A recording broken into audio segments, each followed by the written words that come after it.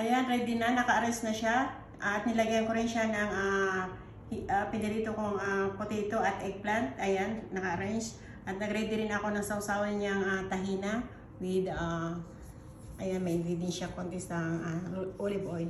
Ayan, ready to serve na siya and ready to eat. Hi روز. Hi, madam. How are you? Fine, madam. الحمد لله. اليوم روز بتسوي معكم طريقة الفلافل بالفرن. أنا نزلتها قبل بالعربي، تحصلونها في الانستغرام والتيك توك واليوتيوب. يلا روز. Hello mga kabayan. Ngayon magagawa ko ng falafel sa oven.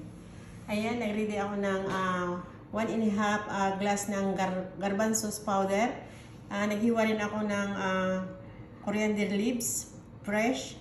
Itong parsley, fresh.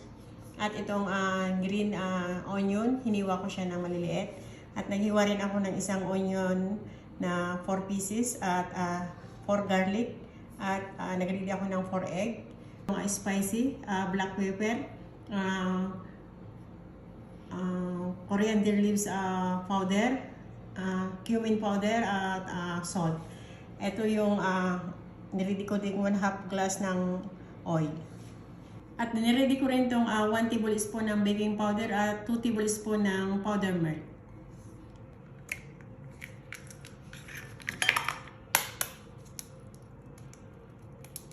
Ayan, nilagay ko na dito sa blender yung 4 na egg at sinunod ko na yung oil at lalagay ko na itong mga vegetable.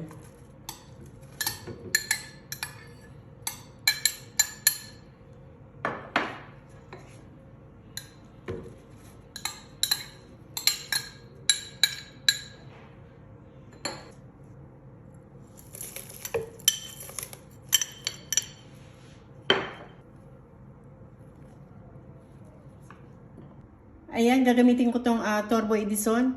Very easy siyang gawin at napakadali niyang ipinit.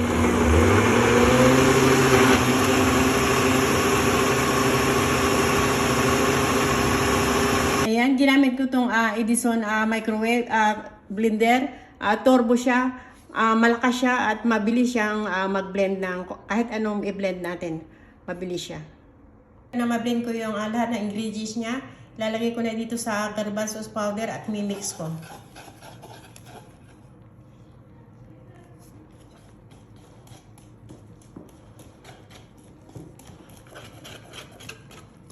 Ayan, niready ko itong tray na paglulutuan ko. Una, nilagyan ko siya ng oil sa ilalim at nilagyan ko siya ng coriander leaf powder at inad ko rin ng sesame seeds.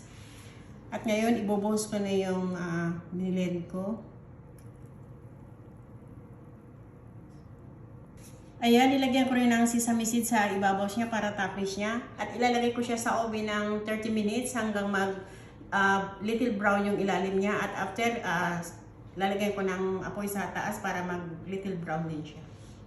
Ayan, luto na yung ginawa kong falafel. Ngayon, hihiwain ko ng ganito.